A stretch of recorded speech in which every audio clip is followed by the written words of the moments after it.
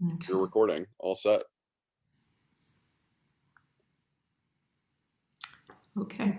The sculpture department is very excited to have Amanda Ross-Ho here with us virtually, visiting both the studios and to lecture with us tonight as part of our 2020-2021 Visiting Artist Series. Amanda joins us from Los Angeles, where she lives and works. She was born in Chicago and received a BFA from the School of the Art Institute of Chicago.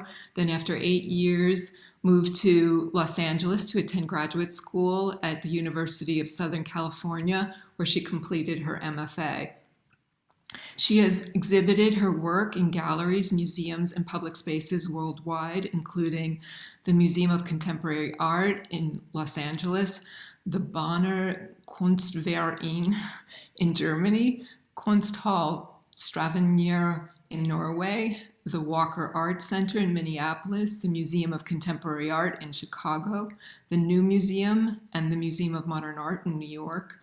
She was included in the 2008 Whitney Biennial and the 33rd Ljubljana Biennial in Slovenia.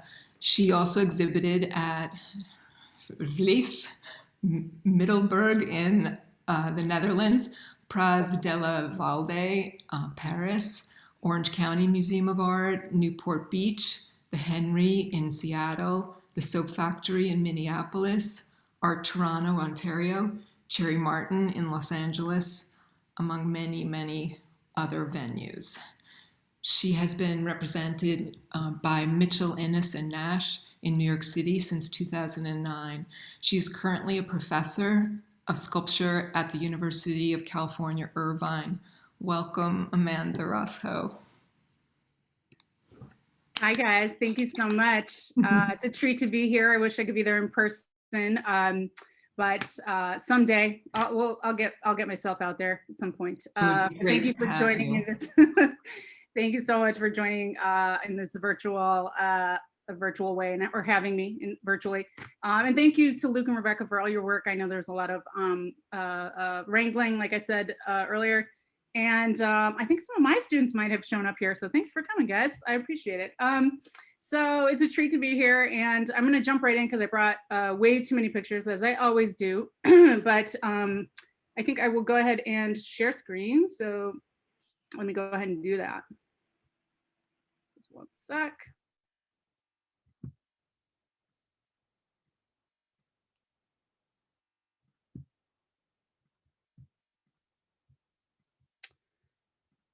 All right, I'm just gonna go get right to the heart of the matter here. Yeah, so I decided that I was gonna start with this group of images because I have a lot of different ways in which I can kind of talk about my work, and I decided today I was gonna kind of go this route in which I'm going to call out some of my kind of major early influences, which is funny because some of the students I was just meeting with a few minutes ago, we were talking about this, so shout out to McKenna. But I wanted to show this pairing of images, which is kind of a striking set. This particular set of images as kind of helps, I think, kind of define some of the sensibilities you're going to see for the rest of the talk today. So this pairing of images kind of creates this parenthetical arena as I'm kind of thinking about it in terms of my major kind of early childhood influence. I was born and raised in Chicago, as Rebecca said, and I was a competitive figure skater for the first 12 years of my life. And I also had parents who were artists and scientists. And so my mom was an artist as a photographer, which I'll talk about in a minute, but she also worked as a conservation ecologist. And so she very early on kind of exposed me to her study of botany and flora and fauna. And the worlds of the natural worlds that she was interested in studying. So what you're looking at is on the left, I am dressed as the Rat King for an on ice production of the Nutcracker, of which I participated in many, many, many seasons of. And on the right side, I am performing some home taxidermy on a bird that my cat killed and left on my doorstep. And so I'm kind of interested in these two different versions of the blade, first of all, the symbolic and the functional. But I'm also, I also feel like these images kind of sum up, like I said, the components of my sensibility that continue to my kind of work today, theater, athletics, anatomy, and forensics specifically. These early images also, early experiences also kind of inform these conflicting devices I often bring into my work, such as scale and exaggeration, mixed with objective kind of post-mortem analysis. I always make the joke that my work kind of falls somewhere neatly between Greek tragedy and autopsy. So the next image I'll show you, and I'm kind of, oops, how do I actually move it in this format? Okay, so the next image I'm going to show you is kind of just describes another shaping force in my life, which is growing up in a household of artists, specifically photographers, in terms of having this utility, as I thought of it, not as a way to make art in my home growing up. And so on the left side, you see an image of myself with my mother, with our childhood my home darkroom. And then on the right side is a sculpture that I made, a kind of highly fabricated sculpture I made of that, very larger years later. And so, yeah, both of my parents were photographers. Specifically, my dad was also a painter. We'll get into that later. But photography as an influence is really important and kind of shapes all of the work. Its presence in my home, and also establishing for me this, crucially, this method of looking, and specifically photography as a method of response to the world, right? And so kind of imagining, or kind of coming very early into this idea that my own gaze was an apparatus. And so it also created this condition of complete and total mediation of my early childhood, and actually continues to this day. I'm kind of hyper documenter. My students that are here can kind of attest to that. And it also, like I said, kind of early instilled this idea of like thinking through every kind of possible encounter as a pictorial kind of possibility, or pictorial kind of proposal. And so I mention these things because they kind of color the rest of the work. And, you know, at this point in making work, there's no time to show the whole breadth of the practice. So I've decided to kind of like hone it down, but kind of like talk about these early experiences as a kind of a key kind of starting point. So building on that foundation, my work is ultimately concerned with ecology, but ecologies that and kind of inform the overall project of understanding, specifically through sustained looking and analysis, but also through poetic entanglement. And those are kind of that's like the intersection and the locus that all my work kind of teeters on. I work very much through close observation and try to identify and kind of in the work embody connective tissue between personal and more eternal conditions. And you can see that running through all of the things I'm going to show you today. I try to be a really sensitive instrument. That's kind of a key kind of just sensibility that I have moving through the world. And I pay close attention to specifically kind of both the kind of confining, but also remarkable kind of components of my sort of everyday surroundings, oftentimes that come into the work. I think what I'm kind of looking for in this particular kind of investigation is like some kind of opening, right? Like some kind of like potential for liberation or deeper connection to the universe. And so I work in a bunch of specific modalities I'm going to kind of talk about very briefly, and then I'm going to get into some really particular projects and talk about the details of those works. So I'm showing you this piece to kind of start the conversation about one modality that I work in, which is this very specific project of making kind of what I think of as monuments to specific objects. And these are very influenced by a number of experiences, one being textile design, the other being work that I did as an adult, making props for the movie industry for a short period of time, in which I came in contact with a lot of practitioners I ended up collaborating with. Making props is a very particular kind of gaze in which it has to do with looking at objects in this very, very close way, mimicry, all of these other kind of mechanisms, but also tricks of the trade in terms of realism, trompe-l'oeil, things like this.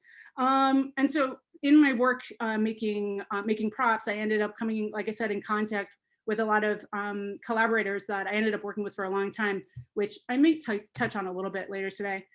This is another piece. Oh, so wait. This is actually a, sorry, I shouldn't mention what this is. This is a large scale glove work from a series of these pieces that I made over a number of years that had to do with recreating gloves that were remaining from my studio as sort of leftovers. This is large, this is about 8 feet tall. and it's made through a number of kind of techniques, but the ultimate kind of at the end of the day, it's a painting. It's paint on fabric with a number of other mediums and other things embedded, and some sculptural materials kind of worked into them.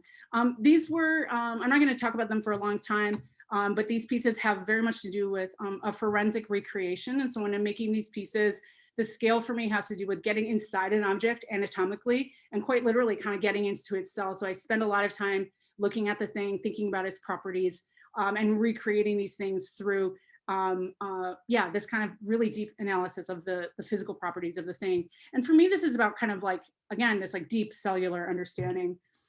This is a similar object. This is also large. This is a backpack, a found backpack that I found in actually my Chicago neighborhood when I was home visiting. An anonymous maker made this. I recreated this through various kind of scanning photographic techniques, and there are some mold making, some other things that come into play here.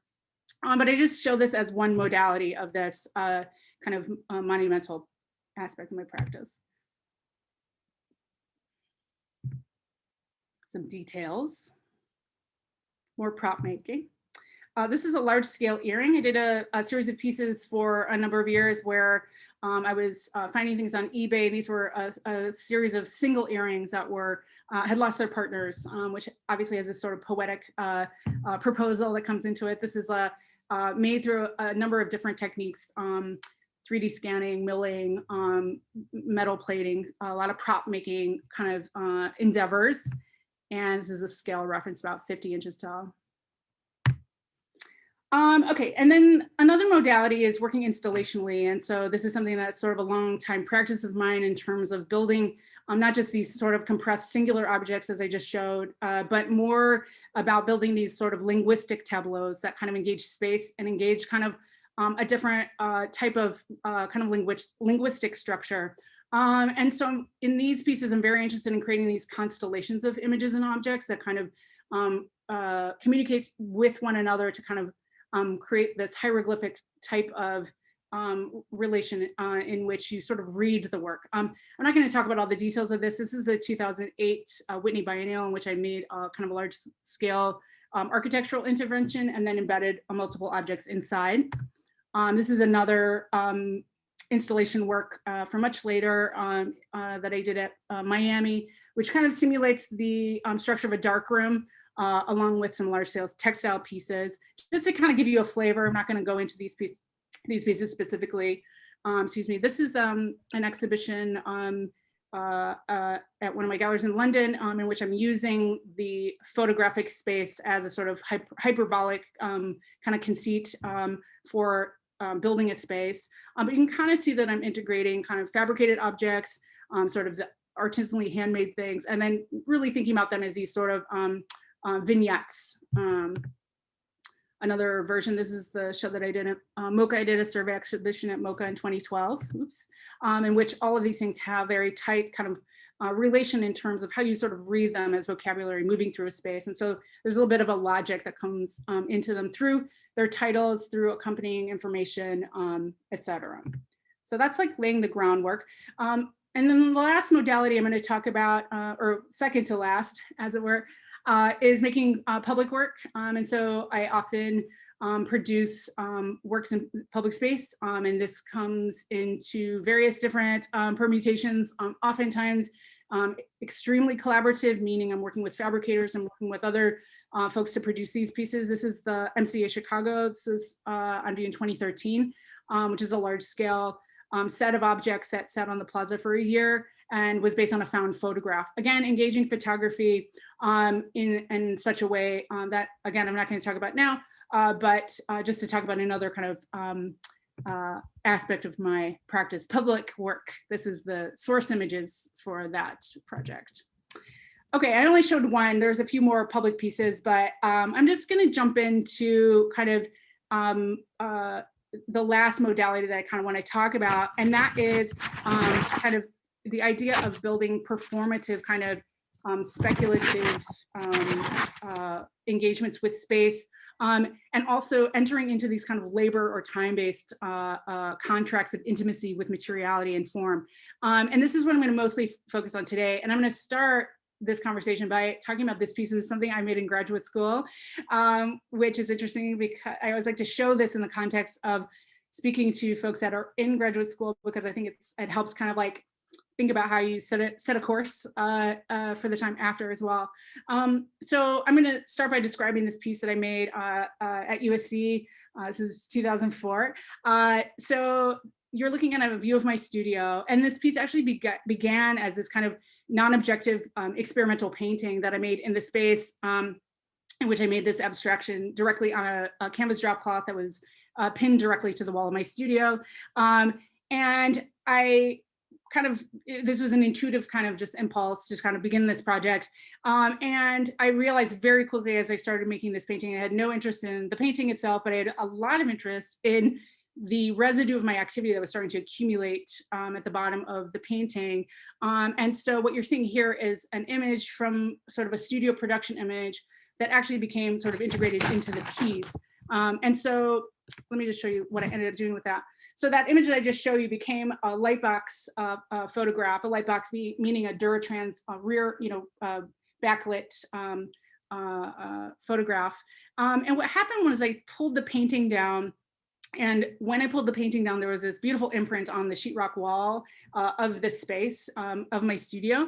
And I realized that there was something that I was very interested about the combination of those two sensations. So what I did was I actually cut the wall out of the studio and created this sort of Hollywood flat that I presented in tandem with that photograph, produced this light box. And I asked a viewer to kind of step into the space between those two spaces. And the reason this was an important moment for me in my work in terms of where it has gone today is that what this identified was, number one, an interest in the loop, which is a key kind of component in all of the work that I make that you're about to see as well. But also this idea that through the work I could create this circuitry that the present moment becomes the thing that is actually kind of framed, right? So that the viewer becomes this kind of like conductor in this circuitry that gets built between the seductive kind of representation of this primary act, right, the painting, and then the archive, the residue, the trace, the thing that's the ghost, the thing that's left behind. And somehow creating that full kind of ecosystem became very exciting for me, and it's something that has kind of continued in the work. Yeah, and this is also a moment where I became very hyper aware that I was interested in watching myself work as a mechanism of the practice. In other words, that I was not interested in kind of just like a primary voice. I was interested in this idea of there being kind of secondary and tertiary voices built into the work as, by design that I myself architected. And this has a number of reasons for why I'm interested in that. I think that by mediating my own activity, again, going back to that kind of early childhood kind of photography influence, this was a way for me to sort of embed both these subjective and objective voices into the work, and also to think about ways in which the more intuitive sides of my impulse and the more analytic could kind of come together. So again, performance and forensics. Okay, so I am like taking on a time warp. We're like jumping in the time machine, way fast forwarding. I'm skipping like a decade of work. I trust you'll just bear with me and deal with that gap. And so this is something I'm actually started in 2016, and I'm going to bring us up till today. So this is where we get into like the actual individual pieces. So one of the things I is interesting because it's like oftentimes there's sort of this long thread that you kind of pull through the work, and you create this narrative of momentum that begets something else and begets something else. And sometimes there's sort of a chance encounter that kind of spins things off into another kind of realm. And this is kind of a case here. So I'm going to show you some other projects that kind of like inform this a little bit. But in the process of a bunch of research, I encountered this object, which is a thing called a barbershop clock. And I don't know if any of you are familiar with what a barbershop clock is. If not, I'm just going to go ahead and describe it. So a barbershop clock is a clock that is made in which the mechanism is and the image are backwards. In other words, it is made so that the object is, or the clock is meant to be seen in a mirror as you're getting your haircut in a barbershop. So while it is visibly backwards, it's telling time forwards. And so I became completely obsessed with this clock because it had this sort of mechanism of doing and undoing at the same time, and this inversion was sort of built in.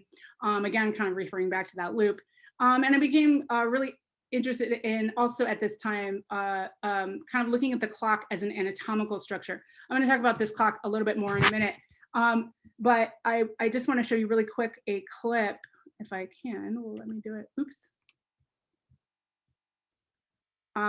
I ended up making a video of this clock where I purchased one of these clocks. And as you can see, the mechanism is going backwards and the graphic is inverted. But again, it is telling time correctly. I purchased this clock and I ended up making a 12-hour video, real-time video of the clock that ended up being embedded into a show I'm going to show you in a minute. Speeding that up, of course, to an hour, which is accounting for the speed here. I just wanted to show you that to inform an installation image I'm going to show you again in a minute.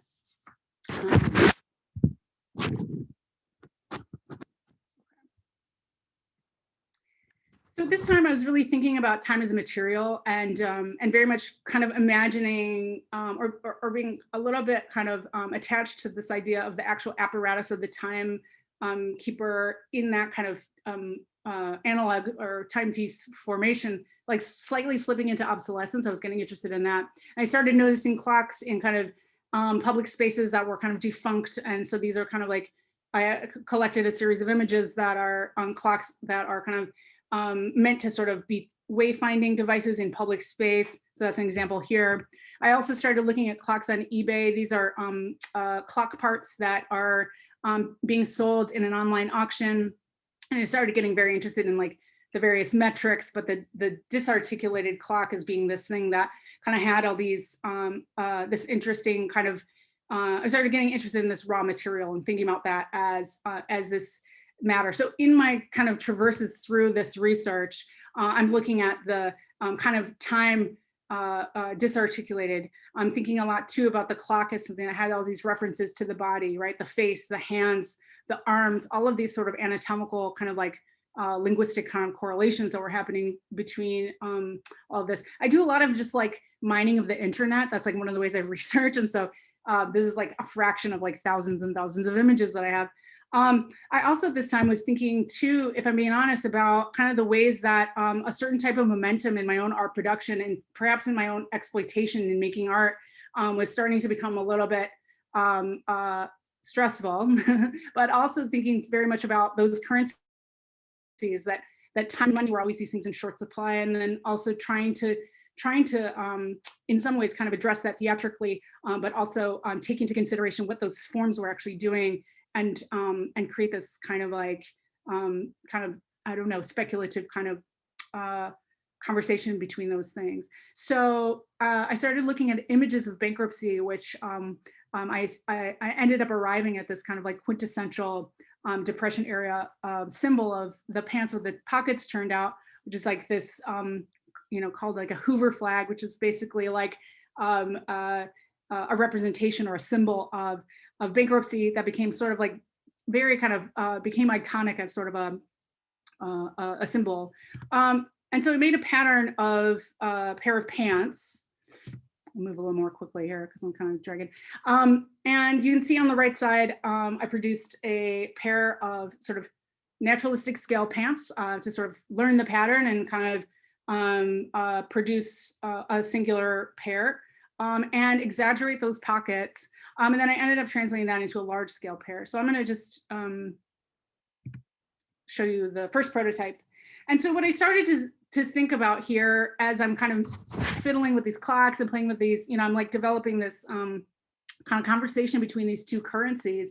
I realized that there was a conversation here in which there was something about this kind of inversion of the pockets and the inversion of the clock.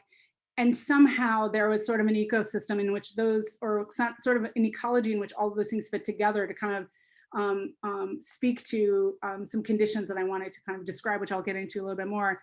Again, I'm always attracted to loops, and I'm always attracted to these sort of cyclical kind of structures. And again, I'll get into the details, but this is the first prototype that kind I made as sort of a projection for this larger installation that I ended up making. In this series of pieces, there's a little bit of prop making that comes into this.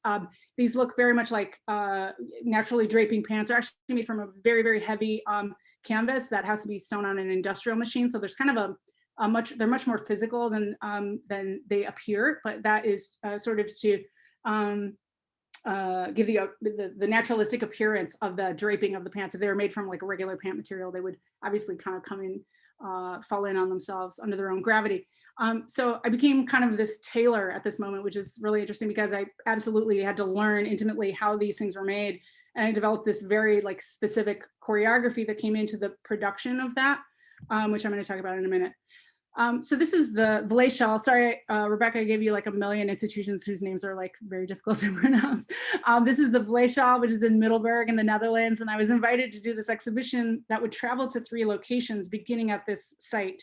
This is a remarkable space, which I'll show you the inside of in a minute. But the idea of making something that would kind of have an accumulative identity, like the show would slightly change at each venue that it was showed at. And maybe things would shift and be added to. It was very interesting. It was something that I had never done before at this point. And so what I proposed to do is to import a production environment into the museum and produce the entire exhibition there.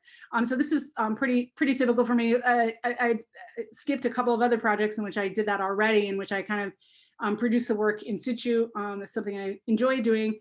Number one, because there is a sense of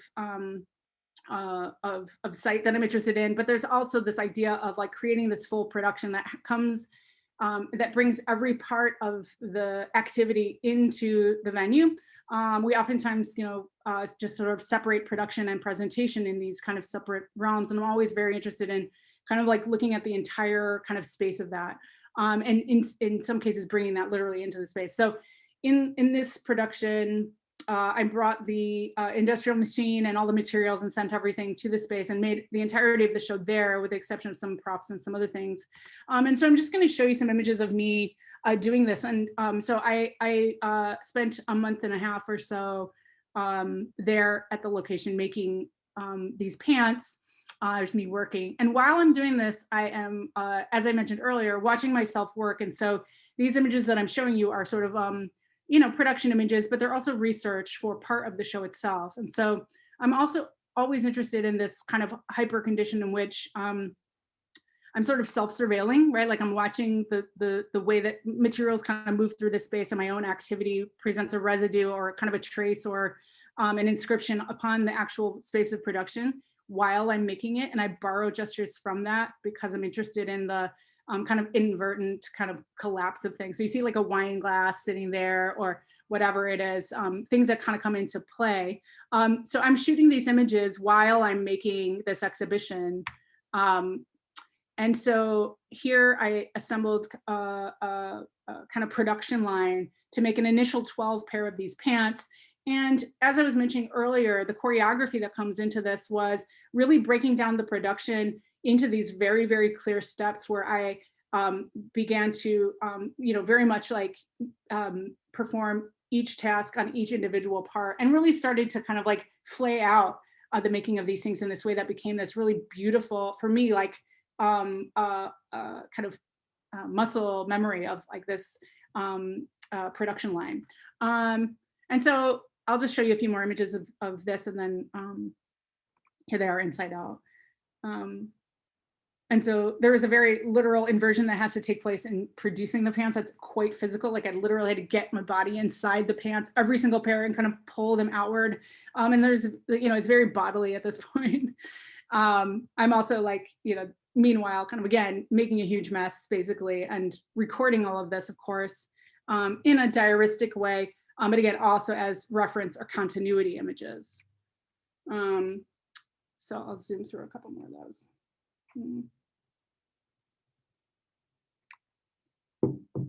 One of the things that's an interesting kind of like quantum reversal that happened in this too is that along the way, I was aware that I wanted to use production materials as part of the show, that the finished pants were not the end game. And so one of the things that I had to do is to actually make a few other pairs part way so that I would have these artifacts of something in production, which was kind of just like an internal weird time signature thing, but just a few more details of the environment there. And I am alone. Let me just say, there's somebody who opened the door, but I have no assistance, like no, and listen, there's like a little bit of this like masochistic aspect to this, and I am negotiating in my work, trust me. But I just want to be clear that it was very important, like for me in this particular case, that this be like all about creating a hyper productive counterproductivity, right? Like it's absurd. There's absurdity running all through it. It's illogical. There's many faster ways, many better ways to do all of this. But it was really about this kind of like creating this full sort of forensic kind of, again, choreographic performative thing to kind of create something that ends up undoing itself. So much like the structure of the clock. And so there was just to be clear in terms of the making of that, the time period in order to produce those was quite rigid, right? Like I was working 14 hours a day. It was like a bananas thing. And so the urgency was part of the conceit. I wanted to be this sort of like tragicomic kind of feeling, which I'm like making these things against, working against the clock, literally, but then also it's resulting in this negative space of the bankruptcy. So this is the result of that. This is the first exhibition, and this is the Vladisha space itself, which is remarkable, and it looks like a church. It's a late Gothic building that served as a number of things, as a meat market at one point, which is what Vladisha actually means meat hall. And then also was a city hall at one point. It had many, many, many different iterations. It's been used as a contemporary art space since the 60s. It's really amazing. But it had this black and white floor. And so I conceived, and all these niches that go along the walls, which is what kind of like initiated a site visit to this space is what kind of initiated this, the installation of the pieces.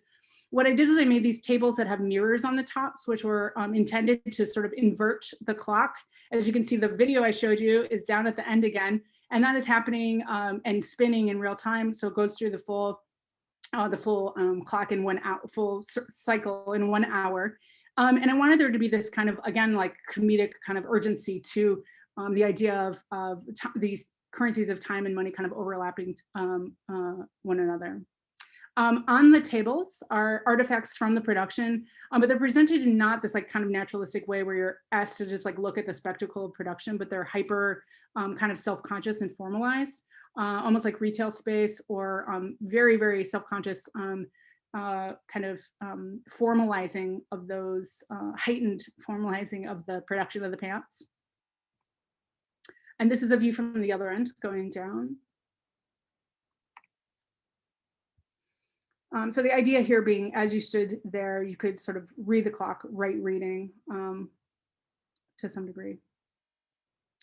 Just a few more images of that and kind of get a sense of the scale of them. And these pants actually covered up the niches in the space.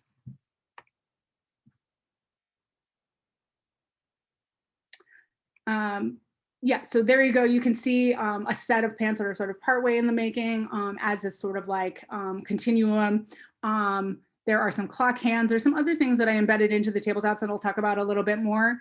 I was really interested in creating this like really mixed provenance of references to time through really micro details, which I'll show you in a second. But as you can see, these are all kind of leftovers from that production that are kind of, again, organizing these taxonomical kind of seizures. I did some, this is a good example. I did some work in graduate school that looked at police seizure imagery. And so I'm always interested in the compositional economy of like looking at a group of objects, trying to make sense of them, right? Like the kind of analytic gaze of that.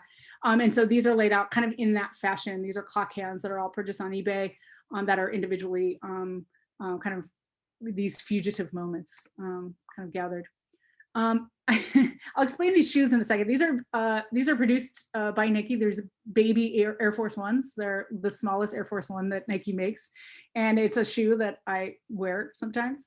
And so I had this strange idea about making kind of a poking fun at my own use of scale, but also doing something that had to do with like scrambling the impossibility of a time signature. So I took all these baby shoes and I created like a patina on them, like advanced or accelerated this history on them, so that as if they had been worn and kind of beat up and used, which is like a a logistical impossibility because the baby is too young to be able to do that, like in this very silly way, just like making this impossible artifact. And so these are kind of scattered throughout the space. This is just some studio shots. These I made in advance. And they were based upon my actual shoes, which were in the space as well. And so you have this kind of like scale shifting that's happening, micro macro that's kind of going between those and my actual shoes, paint splattered shoes. Okay, just quickly, I just want to show you the other iterations of the show, and I won't obviously talk about it as much because you've seen the work already, but in this case, I expanded the show to this place called the Bonner Kunstverein, which is in Bonn in Germany, which is like where Mozart's from. It's a totally crazy place. Anyway, the museum is this like donut shape, and it was perfect in order to enact this expanded version of the clock kind of implication. And so in this case, I made an additional 12 pairs of the pants back home in my studio and brought them for the second show. That was months later. And we circumnavigated the whole space with the pants. And so there became 24 pairs. I'll just show you how we just changed that exhibition, how different it was in this very like white cube German space. In this version, we took the video projection, put it in a small room. And so it had its own moment. And another thing kind of came out of this is that you know, in this exhibition, this largely monochromatic, the only kind of moment of color is this like red secondhand. And I decided in the second iteration to kind of take advantage of that and bring that into the work a little bit. So and in this one, I made an additional pair. That's this red pair, kind of a stand-in for the second hand. So I wanted you to kind of feel, as you navigate the space, which literally has this kind of like circular, you know, architecture, that you kind of had that feeling of the timepiece, quite kind of literal enactment of that, embodiment of that.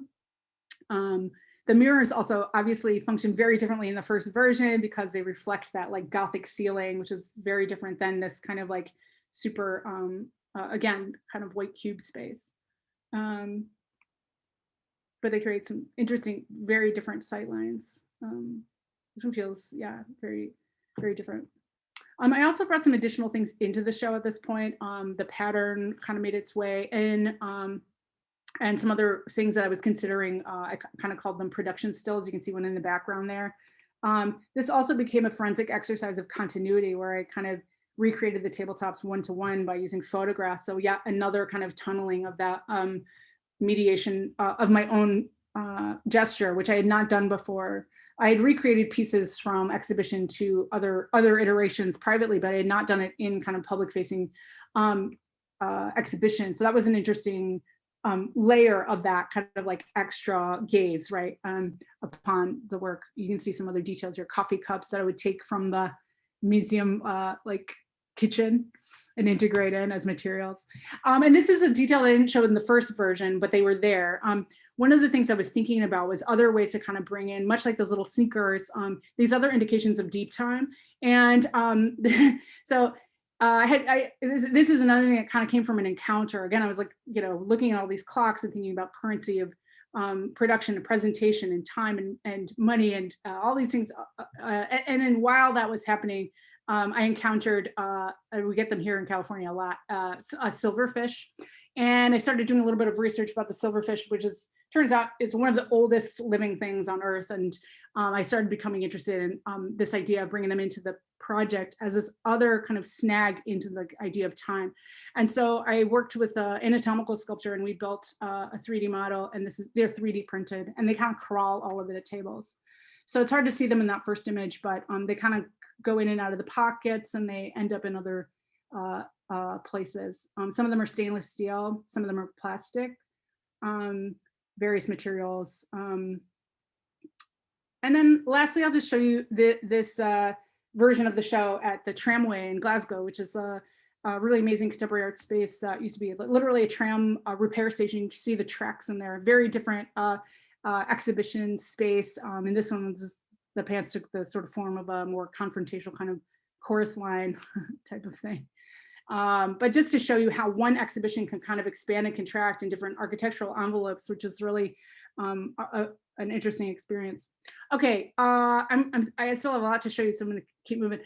So while I was doing all of this work, I'm spending time kind of doing research and finding things through various eBay searches and things like this, which, to be clear, most of my eBay kind of mining originally was the images, but then I started kind of going into what I was finding and started actually purchasing things. But became interested in eBay for the way that the photographs depicted physical objects and would be sort of these utilitarian images to lead you to a thing, right?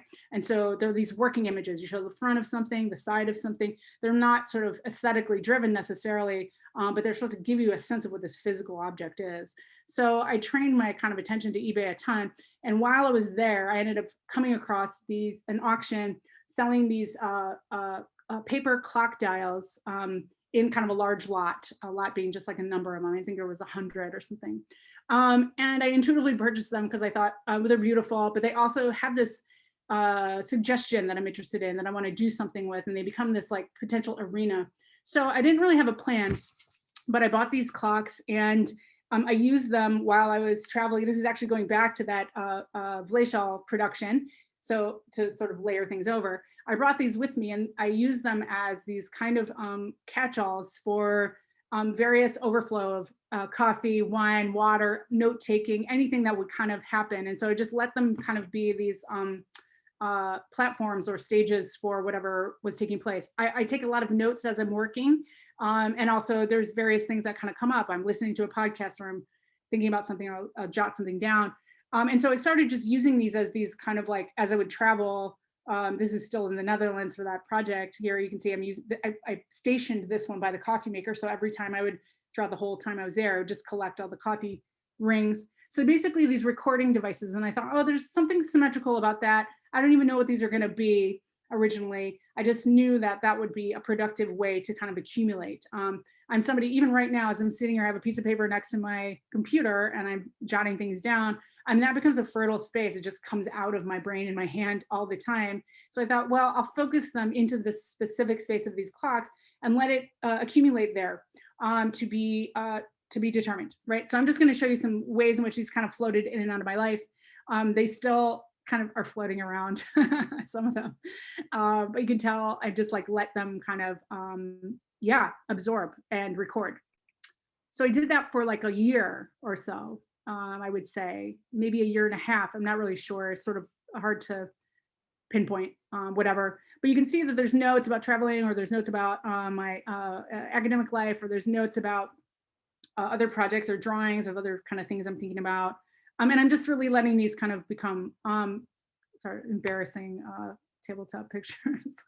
And sometimes they would actually come to the studio itself, which at a point was untethered because I was in between spaces for a little bit of time. Okay, jarring segue. So at the same time, I'm always interested in kind of identifying or kind of thinking about the vocabulary that I myself am bringing into the work. And I realized, I'm doing all this work with scale, particularly the works that I showed you in the beginning, which I just showed you a tiny selection, but, and I'm interested in what happens if I reach into like the cultural world that is also doing the same thing. In other words, I recognized that there was this world of novelty, the space of novelty that was creating large things, and specifically what they were doing and are, it's creating things of scale that have the sort of uncanny reflection of things from our everyday life. And I realized, okay, I need to confront this. If these are things that are happening in my practice, maybe I can bring them in. So this is this is just an image because I ended up using this as a title, which I'll explain in a sec. So I started finding and locating, in many cases, used versions of these ready-made novelty objects. And I started thinking, okay, this is kind of an interesting kind of like twist on the ready-made, right? Like something that's already been produced as a kind of replica or a simulation of this thing that exists in the world, scaled up. And then to bring them into my work would be this other kind of twist. So I started getting interested in this weird provenance, like messing with that.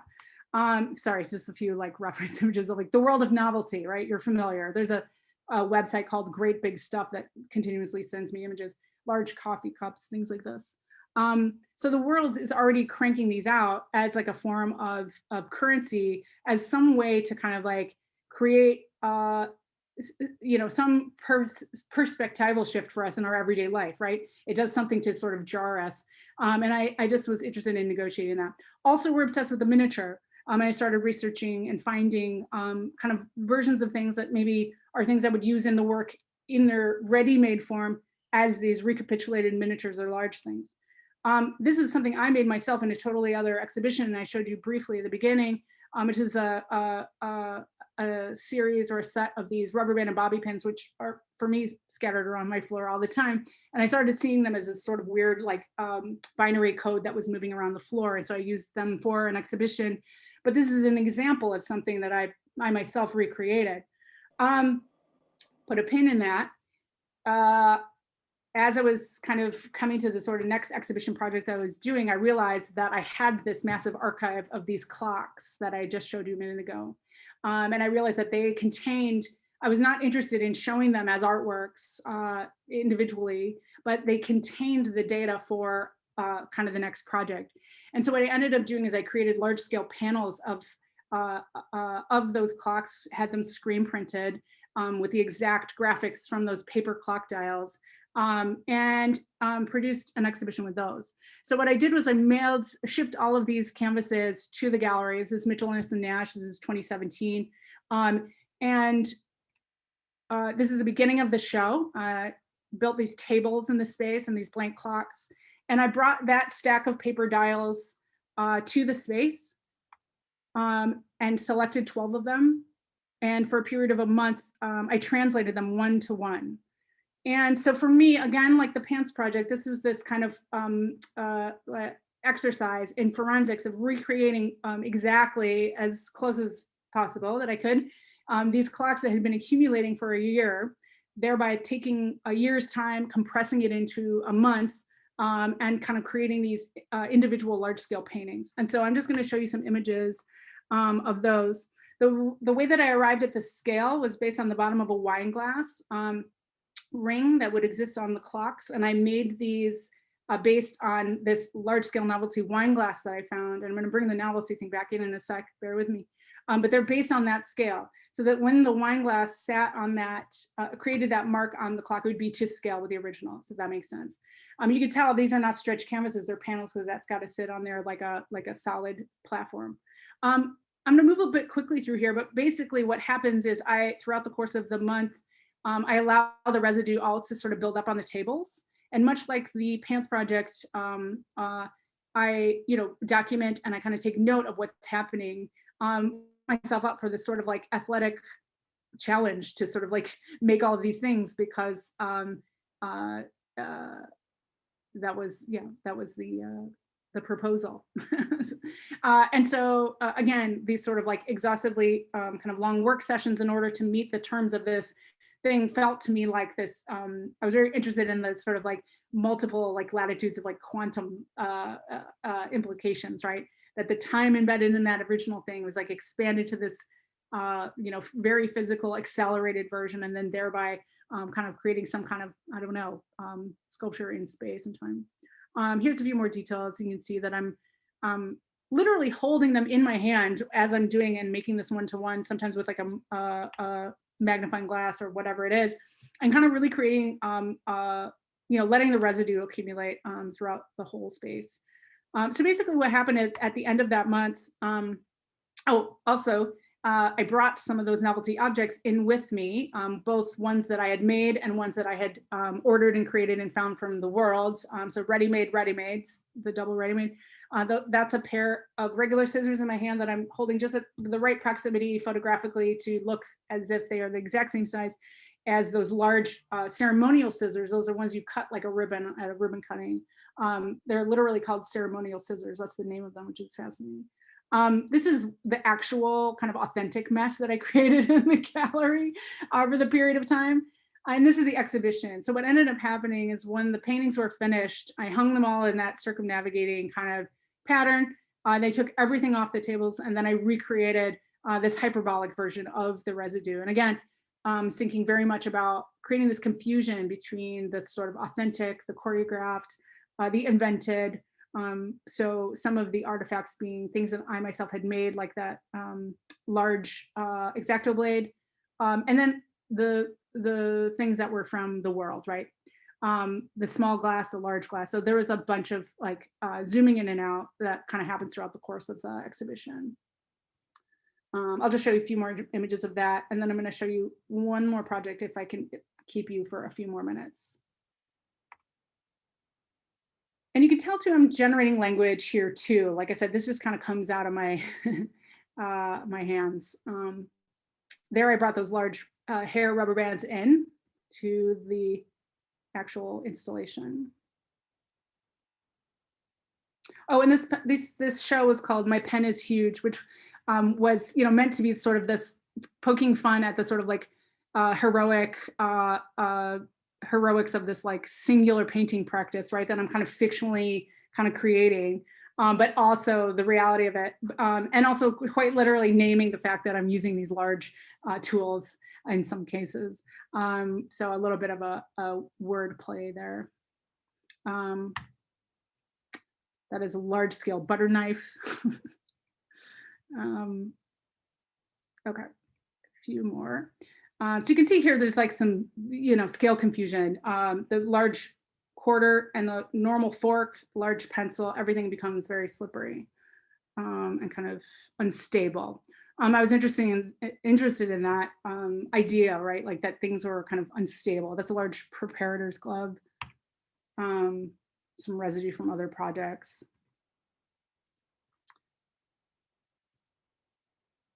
And there's a bit of a reveal here too that happens. Like I realize I'm kind of like allowing access to some information. There's like phone numbers and a few things that I had to, in some cases, do a little redacting. But like for the most part, there's quite a bit of like access that you get to my life in a way. This was a particularly crazy one that took a long time, which is all based on a ballpoint pen drawing. Okay.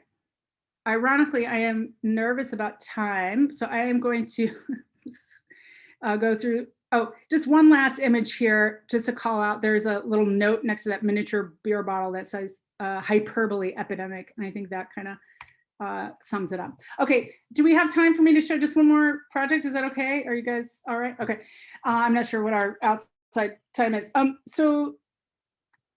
Yeah, okay, so one more project I just like to show you, and I'll zoom through it a little bit. So, right around 2016, 17, obviously as our kind of our political landscape was shifting dramatically, I was also navigating a bunch of personal stuff that was happening in my life, which had to do with caring for some dramatically ill family members, which continue to be vulnerable and are people that I continue to take care for. So I, in addition to everything else, I am a caretaker of several people who have fragile health issues. And so as a result of that, I ended up spending quite a bit of time in medical facilities. And one of the things I kept encountering, which many of you I'm sure have seen, is this Wong-Baker pain rating scale. Actually, this is the kind of the original one that was devised by a pair of pediatric nurses in 1981. And the original kind of conceit of this scale was the idea was that they were trying to come up with something that a device or a tool that would help either pre-verbal or someone who is in so much pain or had an inability to communicate for whatever reason, some kind of universal standard to kind of try to pinpoint or communicate the acute sensation of pain, which is of course so personal and internal. And I started getting really interested in the fact that, number one, I was seeing this scale everywhere because I was encountering all of these hospitals and things like this, but also just thinking about the sort of the slipperiness of this as a subject and object, right? I was like thinking about the idea that the person in pain is like having this sensation that this is a tool for that person to kind of identify the terms of that pain, thereby communicating it to something else. Something about that being all located in the apparatus of the face became something I was really interested in. And so what happened is after that first pain scale was made, it kind of slipped into all these other non-proprietary versions that took stylistic liberty or changed the sort of graphic kind of to either meet terms of a particular demographic or whatever it is. And along the way, accumulated a bunch of language that went with it in terms of describing pain, right? So this idea that pain can be described through this facial ideogram, through a piece of language, and through a number. That's the kind of objective of this thing. And I became really interested in this idea of this scale. And so what I did was identified the far end of the scale. This is a bunch of the pain scales just kind of ganged up in one image. You can see how different they are. And I ended up identifying, they're also kind of the precursor to the emoji, which is a whole other story. But I was thinking about that as sort of like part of our current kind of cultural memory. But I started finding these scales that had these kind of remarkable text descriptions, right? So for example, this pain is unbearable, overwhelming. We will not want to move. We will be in tears. This is our breaking point. And I started, quite honestly, like relating to these images, but also thinking about how somehow I presented this intersection between this incredibly subjective and personal experience and something that was purportedly universal. And of course that fails as a project, but I was interested in the way that in some ways kind of talked about the thing that I was experiencing, which was this nesting of watching the world have this kind of grief, symptoms of grief, and then my own personal grief being nested inside one another, like how, somehow that met some terms. So I identified the 12 extreme ends of 12 of those scales, sorry, the extreme end of 12 of those scales, and I made a series of pieces based on that.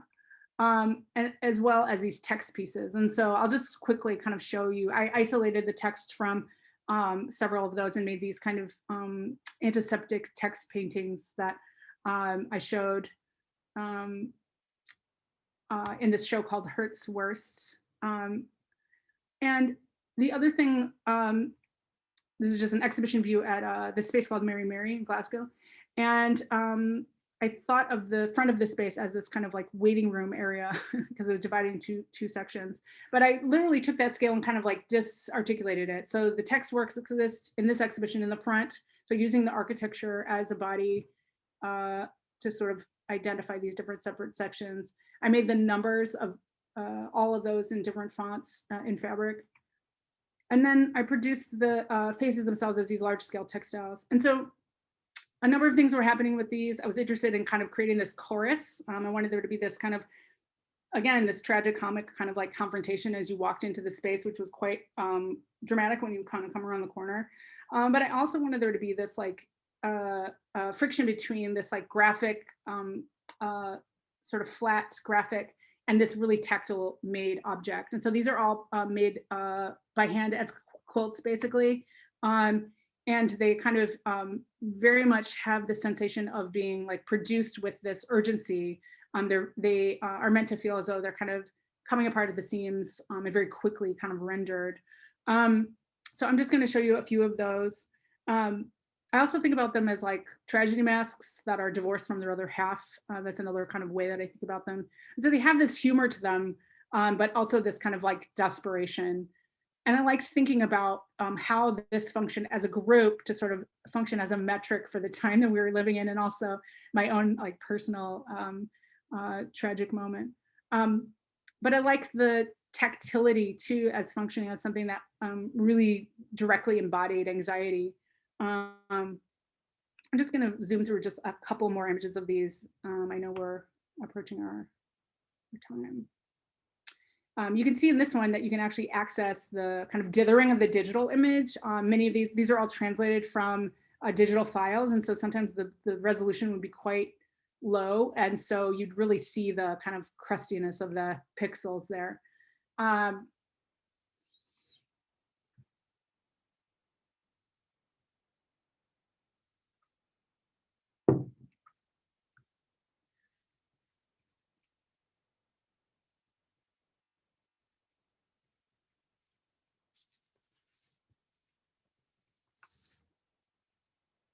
There's also some details that are worked into the surfaces that are hard to see. This is actually another from the series, not from that exhibition, in which I like went very deep on the quilting.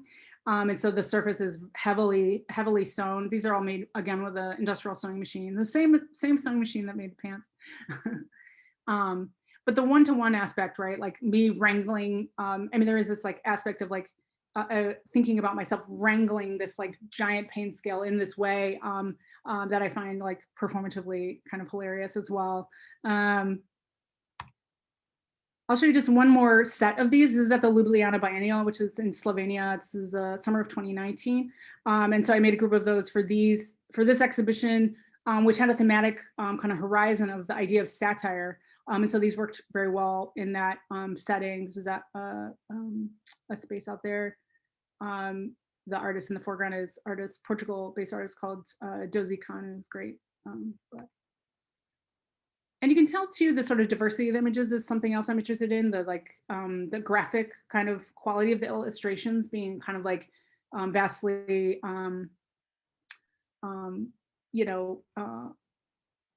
just strange different versions of this.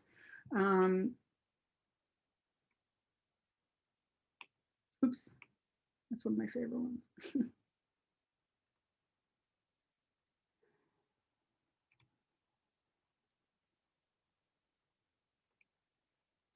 And this is like one of the most recent sets. I have many more, so I think I am planning on continuing to make them. But I just want to give you like a little bit of a sense of like, some of the details and where they're going. I started to sort of like put them through what I thought of as even like more mutation. Started like pulling them through time a little bit, so the fabric's kind of breaking down and things like this. And I think that's where these are headed in terms of pieces, that they start to get pulled through time a little bit, and perhaps even more under even more pressure, I guess.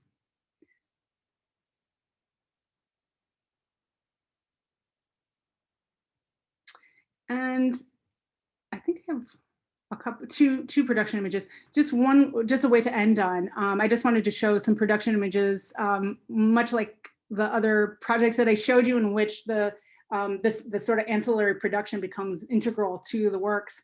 All through making these pieces, I took production images, and I feel as though there is a work coming that will kind of tap into these images, particularly when working with the patterns and kind of burdening the facial structure with all of these weights. And so I thought this was kind of a funny, emotionally fraught image to end on. So I will end there, and I will thank you guys for your patience, and I will be happy to answer any questions. Thank you so much.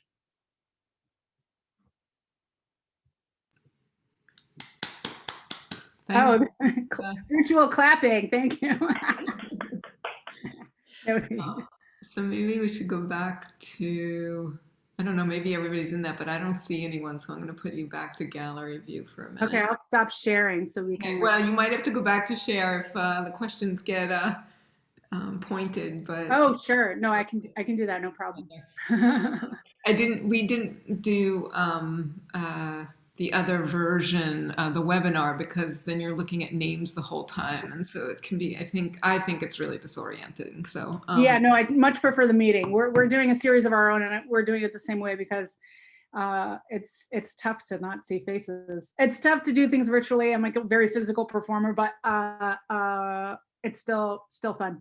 And great. I'm glad to hear that, because I actually wondered if that was my own preference and whether it sort of translated to other people. So it's good to hear that you're struggling with that. Yeah. But like I said, we're all getting a little bit better at this, and it's nice to see faces, though. Trial. Yeah. Into it. Exactly. So yeah, it's gonna get it. Are there any questions, you guys? Information overload. I have like a quick observation first. Thank you so much, Amanda. The last image that you showed of the face with all the objects was so reminiscent of the clocks. Is that a conscious thing, or is that maybe something that's merging consciously, subconsciously?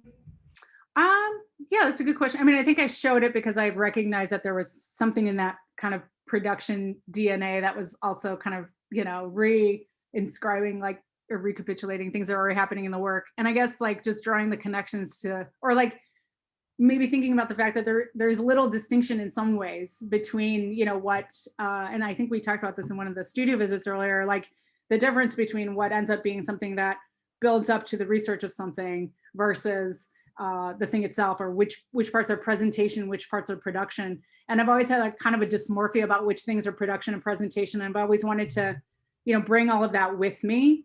And so I oftentimes will bring those things into the work as this kind of like a symptom of my attachment, but also as like this way of thinking about those boundaries being a little bit, wanting those boundaries to be a little bit more fluid, right? Like that like some of that can kind of, those are not inadvertent details, that there is a connective clue in that, symmetry, like something's happening when that is symmetrical with the way that the work is kind of outwardly facing. And so, yeah, I think I showed it as this way to kind of show how I think through my own kind of like behind the scenes aspect of production, because I think that as makers, I think if you pay attention to those spaces, that oftentimes those can offer those kinds of clues. And that can be like a really productive thing to be able to like see that there's sort of like some reiteration or a callback or some kind of rhyming or something's happening that is both things that you've authored and things that kind of happen inadvertently as a matter of being deep in that kind of investigation. You know what I mean? So yeah, I think that my choice to show it is conscious, knowing that it has some relation, but I think that there's many more pictures like that, because I'm always interested in finding those links and those kind of symmetries, I guess. Yeah. Thanks. That's a good one. Anyone else? I have a question. So I see if I can formulate it. So I've noticed from the work I've seen and then what you talked about today that there's always a hub, and then there's like so sometimes I say there's always that's a question too, but the clock, you start out with you as a hub in certain works, the clock, the face, and I can't remember what else, but so let's say those three things. But I wondered if sorry about my heater. I was wondering also if there is like even a greater hub, which is time, if everything has to sort of work within that and then work out of that. And then the second part to that was just, is there a sort of a lack of trust of systems, maybe even, so that, because they're always like a or a simultaneity, and you talk about friction, and so what about that, like at the core, what happens there? Why do those become the important places for you to explore? That's good. Yeah, thank you for that. Well, just to address the time thing, I mean, obviously in the works that were most recent, they're more literally embedded with engagements with time, certainly because I'm, taking on these very direct kind of like mechanisms, such as like the apparatus of it and everything. But I think even before that, the function of time and timekeeping was always present in works that I did that had to do with sort of following a trace, or maybe kind of trying to chase a present moment, right? So that's like a form of timekeeping, to kind of like chase this present and try to create this kind of like an echo. If the work functions like an echo or functions as like a almost as double speak, but like so chasing time in that way, in terms of taking a sort of an authentic gesture, recreating that multiple times, or recreating it again once, or whatever it is, has this implication to that. So even when there's work that did not have literally a clock in it, I think I was always interested in trying to unpack the present in some way, which is this impossible kind of chase, right? Like it's like chasing your tail. And so that impossibility was always something I was interested in, and figuring out, is there a way, is there a way out of that, or what is that? Is that just like a permanent condition of being alive? And then distrust of systems is an interesting way to put that. I love that. I think that I think that in many of the, like the main projects I showed today, which have to do with these larger conceits of like taking a sort of existing system and making a modification to it that is it's kind of like creating like a plugin for this thing that exists already that has a it's like building on sort of a delay mechanism or something that changes the circuitry. It's like it's like a mod, I guess. And I like thinking about that, maybe less as a distrust and more as like a, or perhaps you could define it as distrust, but maybe like a way of maybe finding space within those things that maybe exist as containment. You know, like often the work that I did that I didn't really show you today that responded directly to the studio and a long view. I was thinking about my own activity in the space as choreography, but I was also describing the conditions of that containment, like, and looking for like puncture holes in that. Like, can I find like sort of liberatory pathways out of this, right, as well. And so I'm, you know, thinking more and more about like how some of those systems become, can become kind of, you know, we could talk a long time about like thinking about the way I use labor and the way that some of those things can kind of function as theatrical forms of like self-exploitation. But at the same time, there are ways of trying to try to understand and own and like, you know, build through those spaces some space, if that makes sense. So I guess that's how I would kind of respond to that. I'd have to think about it a little bit more in terms of like the idea of distrust. But I guess, well, maybe, the other thing besides this, oh, sorry, did I? No. The other thing besides distrust that came up was just the feeling of being sort of a cog in the wheel, like you need some control or something. So like I was trying to figure out, like, because it always seems like there's sort of like a trying to understand, and you talk about like a forensic view, or you know, sort of understanding something, and so yeah, several things came up. So distrust was just one of the ones I grabbed at. No, it's a good word actually, because I think that you know, like I very briefly tried to describe at the beginning was that you know, I was an only child, and you know, I feel like my entire my entire sort of psychology is built from this idea of like being alone in a room and trying to invent how to, you know, get out basically. And that's like a really weird thing, but I also think it's been like a way of like, I mean, I like grew up in a household of invention where like sort of normativity was very under question anyway, being the kid of bohemians who were, you know, that's a whole other thing. But like, yeah, just the space of kind of like,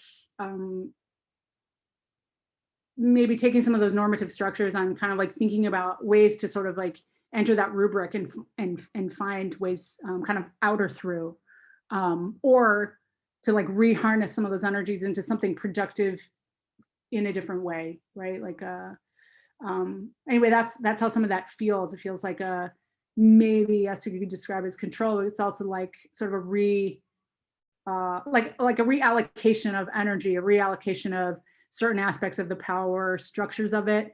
I'm like, most of the times of the things that I showed you today, I'm kind of I'm all the roles. I'm the foreman, the writer, the, you know, like I'm like a one woman band. And that's very much in keeping with maybe, yeah, some of my, yeah, sensibilities from being an only kid, maybe.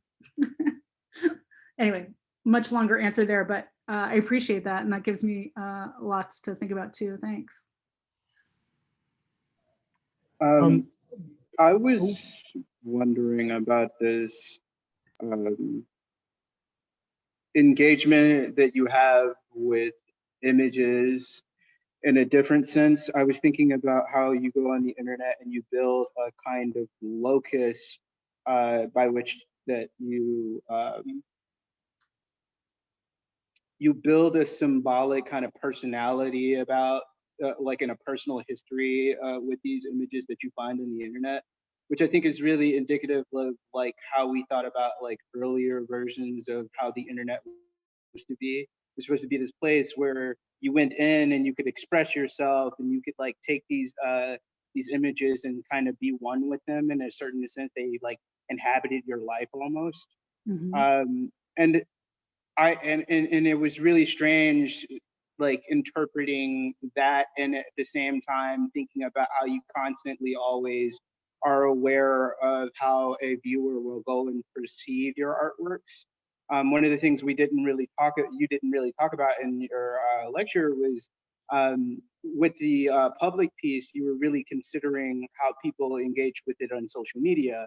And that was really interesting to me because the versus in the time of eBay, I would have seen, I think that was '06, I think, when you made that work. Yeah. And now it seems as though images have like taken on a new, almost more aggressive nature where you can't really do that anymore. You feel almost overwhelmed by the streams of information that come in. And I was wondering, how do you mitigate that change? Because you, in one interview, you almost said that that I forget the exact phrase, but you used the word performative a lot. Like every piece kind of has a performative identity to it, which I thought was an interesting phrase, set of phrases. When you use that to describe the pain scale, I was like, that was a jump for me, but it also made a lot of sense.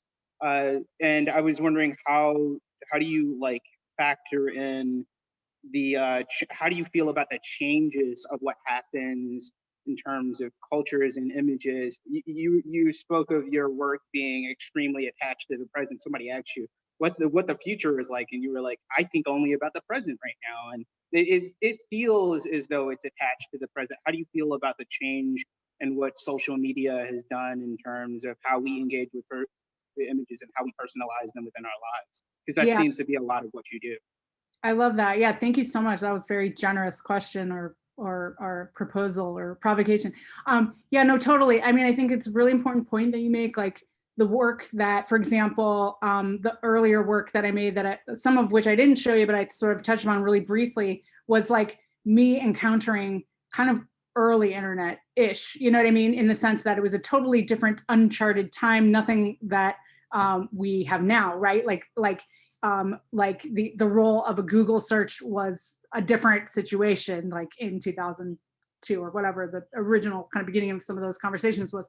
And absolutely. And so at that point, I was absolutely generationally, that is a very different thing to kind of, you know, reach into that information in those databases, which I found, like, for example, I mentioned I was finding at that moment, which are no longer available in the same way as they used to be, public domain imagery from like police seizures and all of these kinds of like unbelievable things that you could find on the internet that were not available to us just a little bit earlier than that. And so there was this intoxication of like just the early kind of like immersion in that availability, right? And then all of that becomes rapidly, dramatically authored and manicured and all of the other things, monetized, all the things that we could kind of go into. But no, totally, I think that some of that work came out of that initial, intoxication with having access to some of those databases that were not available in a way. And then finding these like random nooks and crannies where you would find images that, like I was saying with the eBay images, that were kind of utilitarian, that meant to sort of like function in these very particular ways to kind of like try to use those engines or those mechanisms to communicate and explain, you know, like what an object is or what it does, or, you know, just like a very quick way of using photography to do that. The police seizure images were much more about kind of like a taxonomical kind of like archive, like making an archive, but also the violence of that and all the other things. So yeah, I mean, and the public project that you were talking about too, that happened 2013, sort of like at this moment when in my own personal life was like maybe like a generation a little older to be like fully engaging, but also like completely engaging in social media at that time, and acknowledge that as a result of making this piece that was about the gaze and about like consuming through your camera, that I had to address that because it would be impossible to sidestep that as a part of the experience, right? That like I couldn't make an object that had the the kind of conceit that you would just stand in front of it and you would not look through your camera, because I knew that you would. And so because I was basing that one on a found image that was about that set of images that I made the sculpture based on, just quickly, was based on a photo manual that described studio lighting. And so it used these stand-in objects. And so very specifically, it was like a placeholder image. It was like a blank or like a decoy or kind of like a, it was like non-subject. And so what I wanted to do with that was I wanted to make something that engaged you kind of like deeply in terms of like your camera apparatus and your gaze apparatus, and made you very self-conscious and aware of the fact that you were consuming this thing that was like kind of a placeholder. So you would be made aware of that apparatus functioning, not entrapped in or entangled in what was going on in the sculpture. Like the sculpture was just a blank, a decoy to suspend your attention. So I think from that point, I've become very, interested in how some of the things that I'm bringing in, those eBay images now are basically vintage in the sort of like time signature of, that stuff is like, it feels like old ass imagery, it's like old. But then again, it's just because the refresh rate of everything has become so insanely accelerated, they're not even really that old, right? I guess that now, I don't know if I'm answering your question. I'm just sort of surfing all of the points that you brought up and kind of thinking about them and trying to touch upon them as best I can. But I guess because I think through sort of the photographic, it has made me think a lot about archives in general, and the sort of like ephemerality or lack thereof of the ones that we're kind of like currently immersed in versus the inheritance of the archive that I have from, say, my family, and all the physical photographs and all of the massive amounts of stuff, which I didn't even get into, but I have a lot of, and I'm starting to work through for some of my other work. So yeah, I think it's a question that, like everyone, I'm kind of like, I'm like trying to negotiate in real time. But yeah, I don't know if I kind of touched upon everything that you brought up. You had so many good points. But No, this is fantastic. I was wildly intrigued by like the entire scope of just trying to go for an image and bring that out into reality. Because it's like the inverse of how we think about it. We think about it projecting onto the images and then having them invade our lives a little bit. But I was really fascinated because I think of like people disengaging with it really quickly, and that was one of the real big precursors to me really asking that question. It's like, how do you navigate that? Well, that makes me think of another thing that's like very important to me that I think we can all kind of relate to as makers, particularly this moment of like heightened virtuality that we all have to kind of like engage with every aspect, every transaction that we're doing has to be like hyper virtual at this moment.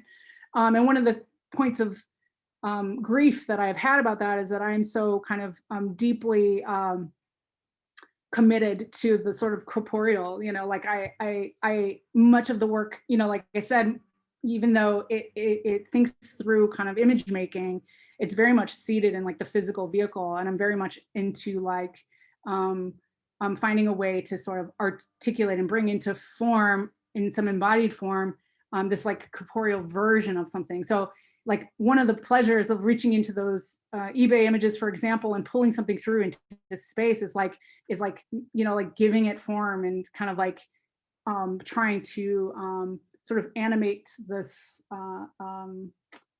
something that I'm accessing through an optical kind of perspective or something. And so that's been a struggle, as I said at the beginning of the questions, like to sort of have to be separated from that aspect of engagement so much is hard and tough. And for those of you making sculpture, I'm sure especially that's a thing, right? So, oh, is there something in the chat? Should I be checking the chat? Not sure. Let me. Oh, just a shout out. Hi, Khalil. I don't know if he's still here, but hi. No, that was really good. I mean, I think that just a little bit more about just like thinking about images. I mean, it's been very interesting to sort of think about, yeah, like the currency of an image has absolutely shifted. I mean, basically just in some ways kind of reiterate what you said. Um, and to sort of align my own like generational experience with like I learned how to print photographs before I even knew what art was. Like that was just a thing. It was like, oh no, but everyone doesn't have a dark room in their house. Like I don't get what that is, you know. So this idea of like and being able to sort of move through an image in such a kind of like tactile way. So to be on that ride to something that is like really like the sort of like way beyond disembodied kind of version of that in hyper speed, basically, is a weird ride and a weird way to sort of, I mean, and yeah, I mean, I think that'll probably come through in future work in terms of like how I navigate that, but still digesting. This is a pretty basic question Yeah. about you, but it relates a bit to some of the earlier conversation. Is you that pants piece you did both where you were creating in the space, in the gallery space, and then you brought to the gallery space. I guess secondarily you were creating in the gallery space again. But is there sort of a definitive of when, like, do you have any kind of place where you say, yes, I can do that, no, I can't, or is it just evolving and kind of changing as you go along? Because that was surprising to me that you were suddenly like bringing them as a found object into the new gallery space. Yeah, right. I know. And that was a weird one because it had this like snowball effect because there were multiple iterations. Yeah, I mean, I certainly sometimes make things in one place and then bring them to another place, and then there you go, they exist. But there is always for me, and maybe an increasing appetite for um, uh, engaging in some semi-traumatic way with the space, and probably just to lay it all out there. No, but just to have like the like an intense engagement that has something to do with time. So you know, I'm not interested in the spectacle. Like I don't like people don't watch me do it. You know, like I don't invite people to watch me do it. I don't care about that, and I'm not really interested in that. In fact, I'm interested in that commune or that I get to have with the space that is not about kind of like bringing this kind of like what I think is like charged kind of like warm material into a space that it has no relation. I guess, or at least, do I believe that? I don't know. Sometimes I like that. Sometimes I enjoy the sort of contrast of that. But I guess what I'm thinking about is like the way that like the conditions that bring a work into being included in the presentation is exciting to me because it kind of gives you like the full holistics of the thing, like so that there's no part of it that is like divorced from the experience. You get every part, at least the psychic trace of it. In other words, I mean, there's always like the forethought and whatever that goes into, but I just mean, you know, my own, there's something that happens if any of you have ever done like a residency or something like that, where you spend time in a place and you memorize the architecture and you know every single sort of feature of the space and of the conditions, and you recognize, you know, the temperature changes and all the little things. Like there's something about that I think goes into the work and is a way in which the work becomes performative, even if it's not outwardly observable performance, to go back to that word. And so I really like inscribing my own activity in the room. And in some cases in the past, I've had the opportunity to show in the same room several times. And maybe one way to answer that question is that, or to kind of reflect on that is, one thing I've liked to do in the past is to kind of draw upon the personal history that I've inscribed in the space prior. So maybe like calling back things to former shows and things like that, to kind of just, I don't know, call attention to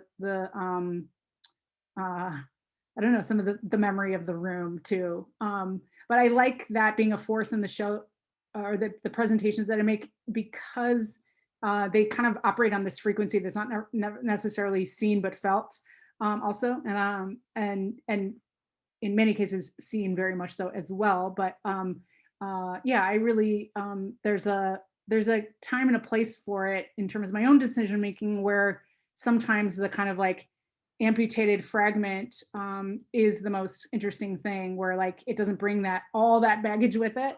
And I do that too. But it is weird for me, I think, in some ways, to participate like in group exhibitions, for example, where that thing has this whole world. It's like a world building project. So to like, how do you allow that thing to drag that with it without the burden of all of its, bullshit, right? So it's like, yeah, sometimes I do enjoy that lingering kind of fragment as a way to see some of the things I make. But in those cases, it's more, I try to harness that really specifically to create like an alienation that is like productive. In other words, I do it for a very specific reason when I can. But yeah, and you can't physically do projects like that all the time. Like that's just like a logistical impossibility. Like you cannot, I mean, I suppose you're very energetic and organized, but I mean, it really like zaps, it's quite like I think there's a pragmatic aspect to liking certain aspects of private practice, right? And then these things that are engaged more athletically, like I think of those as sort of like athletic endeavors. But I think it also too comes from maybe doing a little bit of production, like some of the production work that I did, where working on sort of in a setting of film production. It's like you sort of think about that as this massive engine of, and it's kind of just like playing all of the roles of that, a production as opposed to a project, right? Like the scale or the bombast of that. I think I'm sort of like I'm interested in some of those that exaggeration or that yeah. I love the idea of you trying to fit your work into a group show. That just seems like I mean, I do it all the time, but you know what I mean? It's like, parameter it of always has like, well, there's all these kinds of like awkward things that kind of don't don't work. Yeah. But Amanda, can you talk about your transition from doing production work, like commercial work or large scale, whatever props you were doing, into the art world? yeah, it wasn't really a transition. I kind of did it when I first moved to LA just as a job. So I did it while I was in grad school. So I was already a working artist, and I just did it because I had an interest in it, but also because it was a easy job to get, and it felt very Los Angeles to do it. And I had some professors in my own grad program that I worked with that were making films, and so there was like just a very easy way to kind of jump into that world a little bit. And so it was a way to kind of like, yeah, just make a living a little bit, extra money on the side, and very short-term, low engagement projects. Like I would do like a day or a weekend or maybe a week if it was an extreme situation. And so I can't say that I did it for a huge amount of time. I mean, I did it on and off for a number of years, but it wasn't like it was my full-time thing for a long, long time.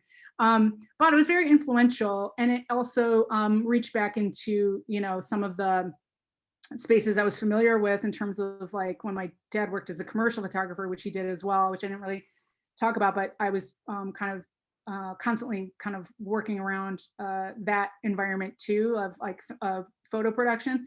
And specifically my dad did production, or did commercial photography, product photography for Sears. So he did catalog photography. So he was sort of like this like hardcore like workhorse photographer who would shoot like tires and kind of like Midwestern stuff all day. And so when I started working on movies, they were just random, projects that, I would get from a friend or whatever. So I just did like a bunch of commercials and a few like films and things like that. And I just started as like, just a kind of art department person.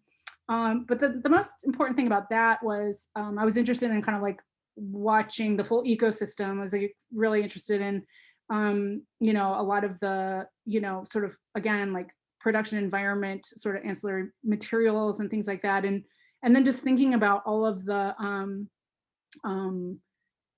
close attention that is paid to the idea of mimicry. So one of my first jobs was making fake broken cinder blocks for like a music video, or like I had to make, I spent an entire week making fake trash, you know? So I was like thinking very much about like all these ways in which like simulation was like this way of looking closely at something to create this like doppelganger version of something, was like this really interesting exercise I was already kind of exploring in my work, but doing it for a production where like a random assignment would kind of come down the pipe was really like never endingly fascinating. So one project my partner and I worked on, we like helped make all of the fake collages in like a teenage girl's bedroom, you know, like stuff like that was like just I could just do that I could do that now. Like I would do that now.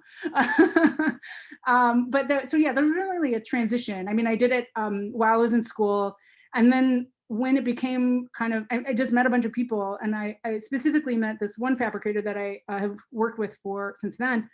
We've done like 15 projects together, and he's like a really super skilled prop master, way beyond my skill set, but who's made many things that you've, I'm sure, seen in film and television and commercials. And I learned an incredible amount from him, and he became sort of like a chief collaborator. So the main influence of that was, you know, just like absorbing the metabolism of those environments, but also like meeting some really fascinating people who made things in this very particular way that were screen sensitive and lens sensitive, and had to do with very different metabolisms of how long they needed to last and what they needed to do. So the objects, the burden on the objects was to last for 3 weeks for a production, not to be something that, you know, was archival and needed to sort of have a permanent life, right?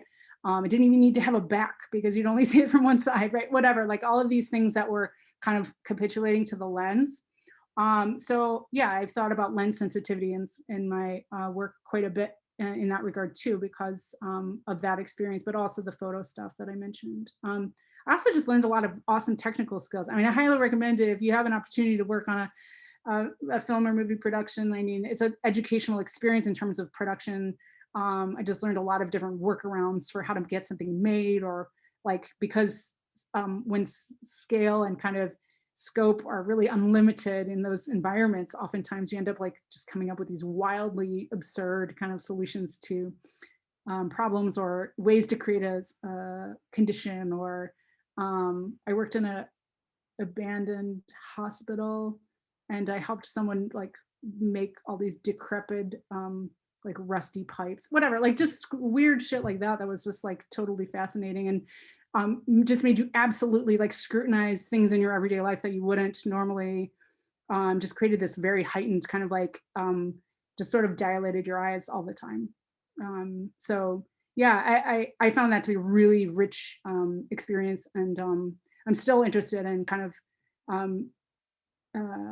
yeah, the difference between kind of like production fabrication and art fabrication, which are they're like on different planets on some level, you know, time and currency and all those things kind of are so different in those spaces. And I thought that was really interesting. And I enjoyed, yeah, just like having conversations with people who were interested in this very different outcome for the things that they were making.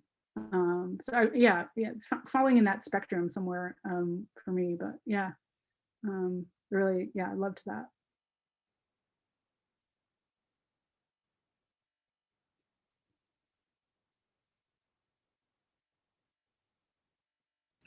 Are there any more questions for Amanda? Come on, people. I have a short one. It's less. It's not really an intellectual question, or maybe it is. But I'm wondering if you can speak to. I'm wondering if you ever get stuck in your practice, like on an idea or in a process, and what tools you utilize to get unstuck or to work through something that's frustrating in your studio. That's a good one. I mean, I think there's stuck, right? Where we inevitably, many of us are familiar with kind of just the paralysis, which I think COVID and all of this moment has brought that to my front door. But I think the stuck thing in terms of something that's underway and strategies to sort of work out of that Yeah, I think I have a couple of habits that I use in my own kind of studio practice when I get stuck on something that have to do with testing the limits of like an aspect of it. For example, like if I'm working on something that, has a charted course, right? Like there's a predetermined sort of outcome. And this is very general, but just to go there, I will like try to envision like the impossible solution to that outcome. In other words, like kind of speculatively architecting, well, what if I changed all of the variables of this thing and it became this, and this? Because I think oftentimes we get kind of stuck because we set up these very particular limitations in terms of what marks we expect this thing that we're doing to hit. And then also those things can become like forces of confinement in the, like, so basically like creating this like pathway for, okay, if that obstacle is gone, like where does this go? Because oftentimes that will kind of like help envision this sort of like unchartable place that this thing can go. So sometimes that's like a habit that I use. Is like sometimes that's a mental exercise. Sometimes that is like a material test where I'll do something very specific to like test a different outcome with something. Like what if I went that way? Sometimes I will. Yeah, I mean, I think we all have these different habits that we have to bring to the kind of table in terms of like how we dislodge our own patterns of making, right? Like, so we'll be like, I usually this, I have this way of doing this. And oftentimes those can be limitations at the end of the day, I guess is what I'm saying. So there's that. And then there's the larger issue of sort of feeling stuck, which I will admit right now, like I didn't show anything from this year because I haven't really made a ton of work this year. I mean, I've been storing up a lot of battery juice and I've been doing a lot of research, but this year has been not possible to work in the velocity that I've worked. And I've also sort of thinking about introducing like an intentional wrench into that momentum that I have been working on and trying to sort of introduce like a delay or a slowing down to see what that does. And it's uncomfortable, but it's what I decided I personally needed to in order to get to bring the work to the next place. So I think sometimes it changes scenery. Like I couldn't have imagined like, and I'm not going to say I haven't made anything all year, but like I couldn't have imagined taking the amount of time as a break that I have recently because I had to focus on like taking care of my family and other things I had to do in my academic life. But it's actually been sometimes the absence is like a really productive thing. So sometimes a break too is helpful. Just putting that out there. A slowing down or a change of scenery, or I mean, I know that's kind of banal, but I do think that we forget all the time to shut down and to like take a break and yeah, kind of think about the things that are the things that feed our work and make sure that those things are fed. Like you gotta like, I'm not going to get into a whole like self-care thing, but I just mean there are things that are not just self-care things that are the hub. Rebecca's at a hub, but the thing that's like the battery, right? That gives you the juice to make the things that you're doing, like making sure that that's protected. And sometimes that means not making anything right now. That means doing whatever it takes to put more, juice in the flux capacitor or whatever it is, So I think like trying to step out or trying to sort of like go through these pathways or find these pathways within the thing that you're doing that are inconceivably not what you want, as an exercise to sort of maybe come back around to the thing that is the solution. Because a lot of what we do is like detective work and problem solving. I feel like a lot of it is like feeling around in the dark or following breadcrumbs or sort of like this, it's not, so authored You know, we don't just like make these like rational charted courses and then do them and then, you know, get to our goal. That's not how it goes. Maybe sometimes, I mean, sometimes it goes there, I guess, but and you know, I'm glad for that.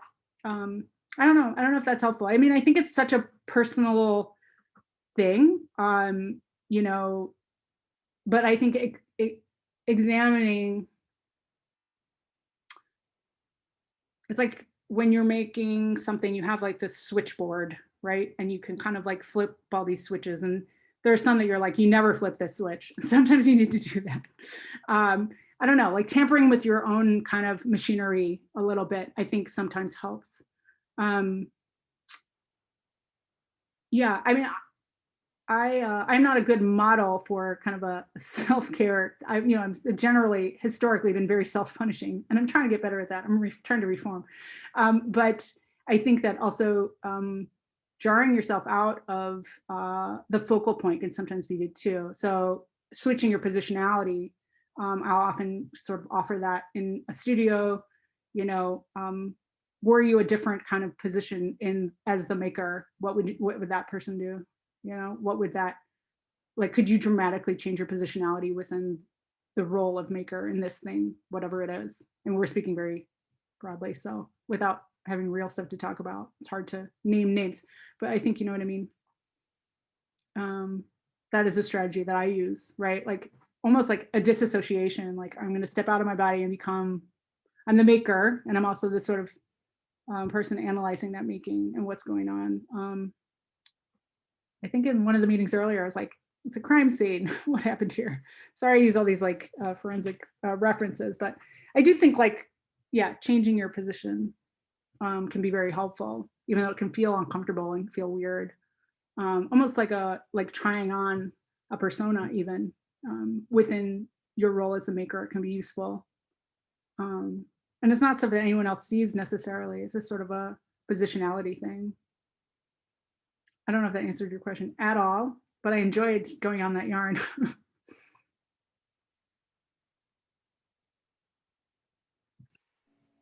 I had a quick question. Was someone else saying something? I don't know. I was just gonna ask, I was wondering how, you know, like I'm thinking a lot about like the large scale, like self-production and like labor kind of like tasks. It feels like there's just like a huge production within the production that you are kind of like putting yourself through and also doing like simultaneously. And I heard in one of your interviews that you were talking about making the personal generic. And and you also just mentioned that you were kind of like this one woman band. And I just like all these things and like the themes of just like time, production, like pain and like labor you mentioned. I'm wondering like how you kind of see your work today in like the context of like this kind of like hyper individualized branding and like late capitalism that we're kind of in. And just like if you kind of just like if you're thinking about your work in conversation with that, or if just how you feel about it outside of your work, but just like some of the things that you are thinking about and like your process makes me just think about those things that are kind of currently really on the forefront. Yeah, totally. I mean, I think I started to touch on that earlier in my own way. And I think that is one of the reasons why I've taken a pause right now. Like I said, you know, have a lot of things underway that are kind of like too latent and weird to even discuss here, but but so there's always working on some level.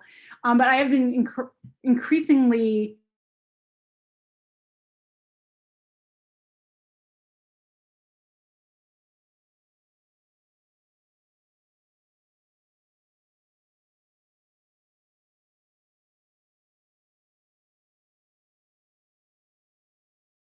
exploitation by creating this theater of it, but at the same time not necessarily adequately addressing the larger system in which it was existing and being perpetuated, right? And so I think right now, one of the reasons I'm taking a pause is like, to be totally honest and with you, is to sort of reevaluate some of those things in terms of the mechanisms that as artists we like plug ourselves into and thereby become amplified and or exploited by, right? And I'm very much thinking about that. I think I came up at a time when some of those things were maybe a little I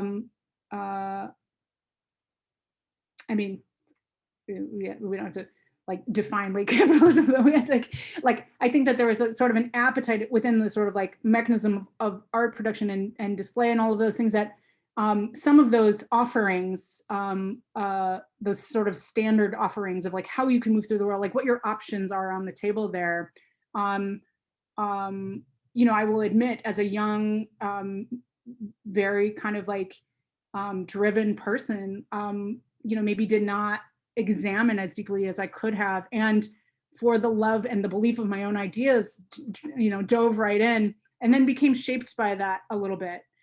So right now I'm kind of thinking about how in my own language and in my own way, I can kind of, you know, with the sort of strengths of vocabulary that I myself have built in my own kind of personal language, respond to that, right? Like respond to how to not, and my choice right now to sort of, in some ways, like withhold a little bit is to sort of like take a break, not only to get a rest, because that is part of it, but also to say, okay, well, what happens when I choose to sort of withhold this flow of information from the world? Like, who then do I become? Like what does that actually do? And so I guess I guess the jury's still out. Like I'm sort of like thinking very deeply about how that will actually impact the things that I make and how the structures that I have built into the way that I work, that in some ways attempt to kind of like adapt, I guess, to those some of those conditions. Because the sensation of making those things was about like finding a way through this way that didn't work in a way, you know, like, so kind of going back to Rebecca's thing about like the distrust, I guess that's a way that does kind of come into play of like, of saying like, I can puzzle my way out of this through this like kind of like adaptation, but is that what I ought to be doing, right? Like, so I think I'm now like in this diagnostic mode via some of the other kind of things that I'm thinking about the archive that I mentioned and things like that.